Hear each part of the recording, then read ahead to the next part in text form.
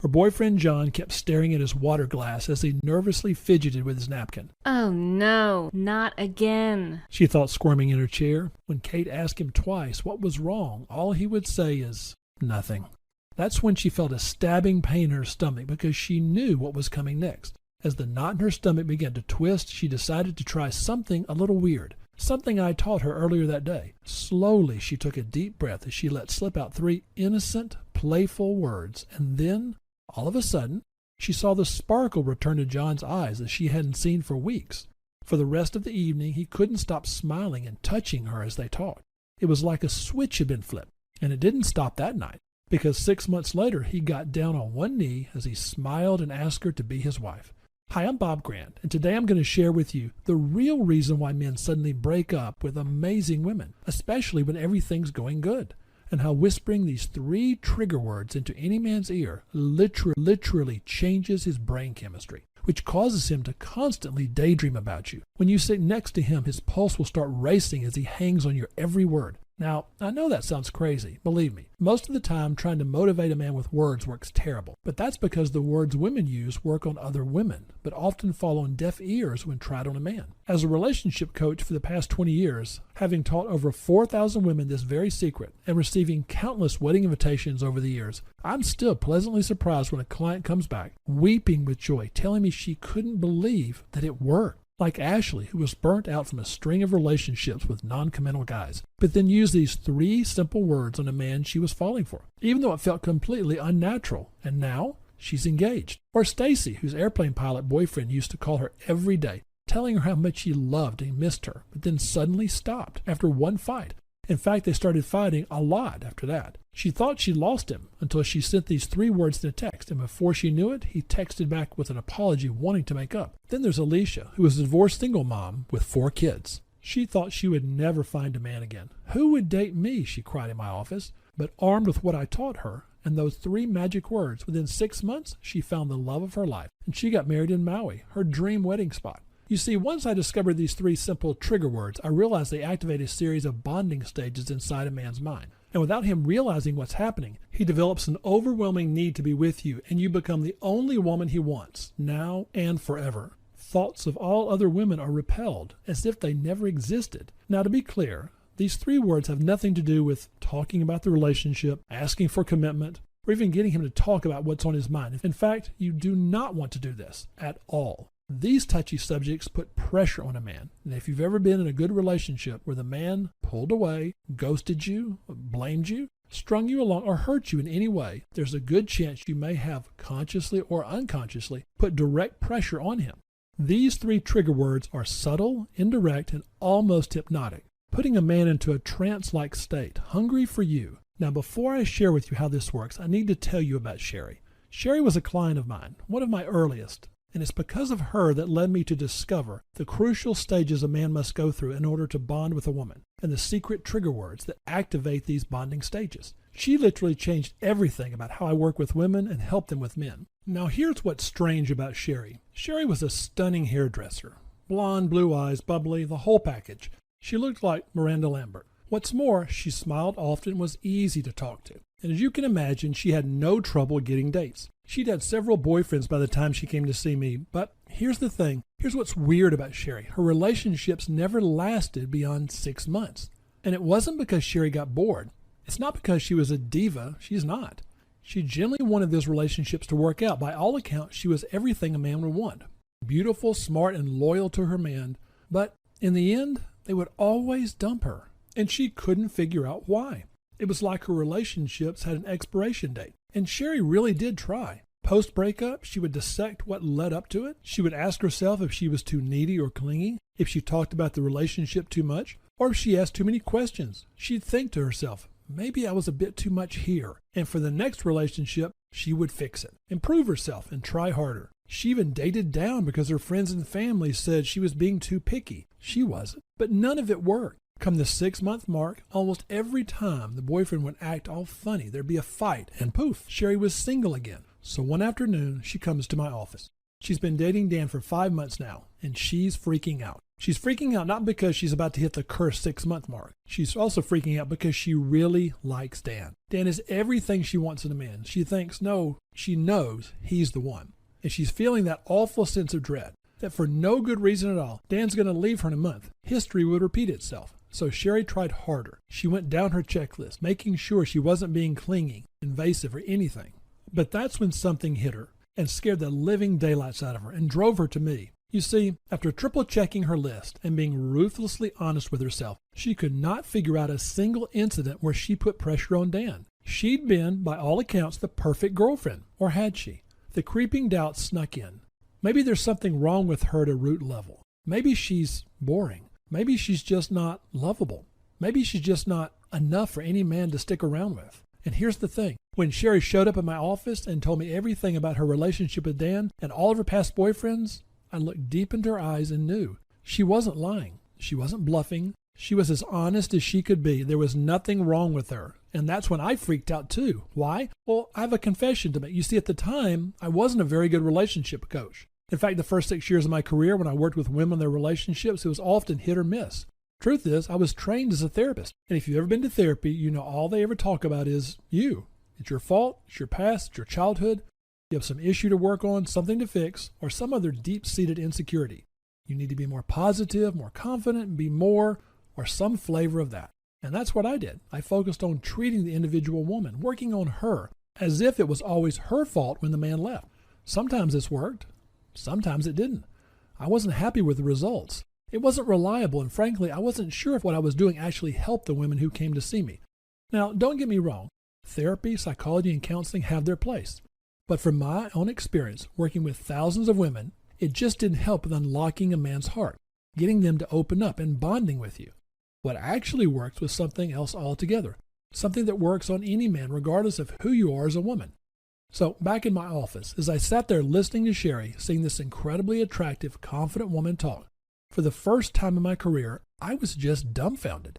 As a therapist, I could usually zero in on something and work on that. But with Sherry, I simply didn't know what to say to her. There was nothing wrong with her. Everything I learned as a therapist seemed wrong. That's when I threw a Hail Mary, and I asked her to bring Dan into our next session. I'd never done that before. I'd never asked a client to bring in their boyfriend or husband. And to be completely honest, I was really just buying time. So the week after, she brings Dan in, and everything Sherry said was dead on. Dan was a great guy. I could see the two of them getting married, buying a house together, having kids, the whole 9 yards. But something was missing. I could tell Dan wasn't fully committed. What was missing, though? I couldn't crack it. I asked Sherry to leave the room, and when Dan was alone with me, I outright asked him, "What's going on?" Dan tells me he loves Sherry. He wants to be with her. He can see she's the perfect woman. He tells me he can't see himself with anyone else, but something is holding him back. He can't put a finger on it. And it's not like he has commitment issues either. He's been in long-term relationships before. Even almost got married once. So at this point in the session, I'm freaking out. What in the world is going on? Here are two human beings in love with each other. They want to spend their lives with each other, ready to go all in, but couldn't commit. Something was going on here. I thanked Dan for coming in. I almost told Sherry that I couldn't help her, and she should fire me. But I looked at the two of them together, and I refused to give up. This was wrong. My training was not enough. There had to be another answer out there. So I sheepishly asked Sherry to give me another week. I needed more time. I was ready for her to say no, but to my relief, she agreed. And that's when I hunkered down to figure this out. And I said earlier, I knew therapy wasn't the answer. I had to go outside of my comfort zone. So I started reading all the relationship books out there. There wasn't a lot 20 years ago. Remember, this was before the internet got big. You had books like The Rules, Why Men Love Bitches, and How to Succeed with Men. And a lot of these books talked about playing games, improving yourself, being more positive and confident. The magazine articles I read were worse. They just talked about buying new clothes, getting a new hairdo, or spicing things up in the bedroom. I was hitting a wall and getting desperate. But I knew what I was looking for wasn't a fantasy. After all, I'd had several friends who were now loyal, devoted boyfriends and husbands, men who I personally knew, who used to laugh at the idea of settling down, and dated multiple women at the same time. What's more, the women who finally captured their hearts, some of them were average looking. Others were not the fittest, that something about them flipped a magic switch in these men. And it was at this point I decided to call up one of these women. I had to know the secret. At first, she was extremely suspicious. To her, I was Bob, her husband's friend. We barely shared words between us. But I had an in. You see, she was a relationship coach of sorts too. So I talked shop with her. We talked about clients and things about the job we hated. I kept trying to lead the conversation to how she turned my friend into a monogamous, loyal, and devoted husband who doted on her. And after several minutes, I didn't think I was going to get anything out of her until finally she said, "Okay, Bob, you want to know the secret?" My palms were sweating. My heart was pounding. This was it. Here was the secret. She said, "Get a copy of this book. It's called Hot Monogamy." I thanked her. We hung up. I ran to the bookstore as fast as I could. I started reading it right then and there. At first, I thought she had led me on. The book seemed useless. But then I got to the last chapter, and something stopped me. It was this one simple insight which would flip my world upside down, change my practice forever, and lead me to discovering why some men commit to a woman while others don't or can't. It was earth-shattering to me because for the first time in my life, I finally understood it had nothing to do with the woman. It was simply not her fault because of this one reason no one had ever described. Men bond differently than women. And more importantly, love happens in stages. Let me repeat that. Men bond differently from women, and love happens in stages. Once you understand that simple truth, you will never wonder again why suddenly a man turns distant, cold, or breaks up with you. The one simple insight led me down a rabbit hole of research into the physiological, brain patterns, and deep psychology of how men tick and why they bond to some women but not others. And today I can boil it down to 3 scientifically based insights for my clients. These 3 insights have helped over 4,000 other women just like you find the love of their life. Trust me, I've been invited to more weddings than I can count now. And I'm going to share these insights with you right now. And once you get it, you too will never be hurt or confused by a man ever again. What's more, you'll know exactly how to capture a man's heart, how to escalate their desire and devotion to you as you activate their bonding stages at the right time. But before I get to that, the first thing you need to understand is men have stages of bonding. They don't truly fall in love and devote themselves to a woman until they progress and go through each and every stage in order. Anytime a man breaks up with a woman, ghosts her, drags on a relationship, and refuses to commit, or even cheats on her, it's because they have not truly gone through the bonding stages. I've seen this in marriages gone wrong, and I've seen it in engagements that last forever. Until the man truly bonds with the woman, there is no devotion, no loyalty, no commitment. Even if they say, "I love you," or "I want to spend my life with you." Truth is, most men themselves aren't aware of it or know about these bonding stages. Many of them think they're in love when they haven't gone through all the stages, and they end up breaking up with a woman, thinking they've fallen out of love, when really they haven't truly bonded. Remember, men are just not in touch with their feelings, much less the deeply seated bonding stages going on in their brain. This brings me to my second insight. There are 5 stages of bonding for a man. 5. The first 2 are adrenaline-based infatuation. It's exciting, it's fun, they can't keep their hands off you, they love chasing you, and many even go so far as to say, "I love you." But unfortunately, they're not in love. Even if they think they mean it, even if they believe it from the bottom of their heart, you see, these early stages of bonding is all heat and no glue. What's worse is a lot of women believe the man. He said the L word, didn't he? What happens is the relationship loops in these first 2 stages for a while, but eventually every relationship has to move to stage 3, which is also my third and most important insight for you. Stage 3 is where the man hits a roadblock. Stage 3 is where the man comes down from his high. Stage 3 is where the man starts to doubt. He doubts himself, he doubts the relationship, he doubts even the woman. He wonders if you're really the one, even if they've already said, "I love you." And it is at this exact point that the woman has her golden chance to use this doubt to create a deep and lifelong bond. You see, stage 3 of the man's bonding stages is interesting. They honestly don't know what's going on. You may recall when I talked to Sherry's boyfriend, he couldn't put a finger on why he couldn't commit. It was because he was in stage 3. And this is where so many women innocently try and help a man the wrong way. Stage 3 is a fragile, delicate time in a relationship.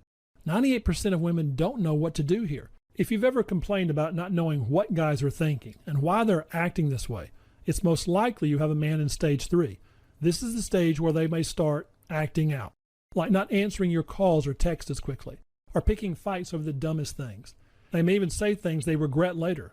The one tip you must take from this, if anything, is that it's not you. There's nothing about you to fix. You can't become better. You can't be more. Giving more is useless. The problem is it's them. All men hit stage 3 eventually and pull away from the relationship. some more dramatically than others. However, there are things you can do. So if you carefully guide him over this stage 3 hump into stages 4 and 5, you have helped him transition from the adrenaline-based infatuation of the early stages